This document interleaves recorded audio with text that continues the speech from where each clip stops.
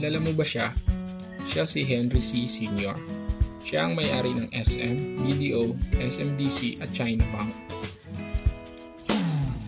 Kung mapapansin mo, lahat ng negosyo niya ay mayroong sobrang daming branch sa buong Pilipinas.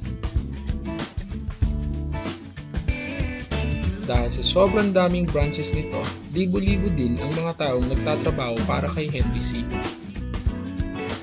Pero, eto malaking tanong, nakita mo ba siya nagbenta sa SM?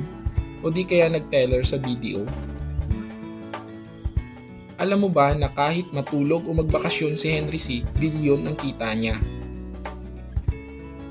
Ang sikreto niya ay tinatawag na leverage.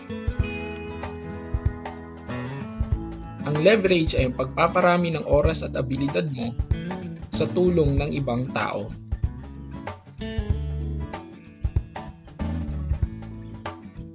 Example, eto si Jack at si Bill. Pareho silang nagbebenta ng juice at kumikita ng 50 pesos kada baso.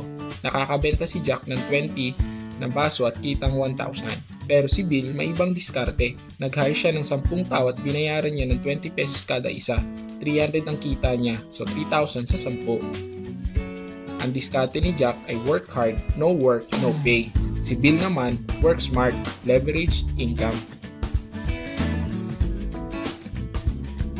Alam mo ba na sa parehong paraan, kaya mo ring kumita ng malaking income?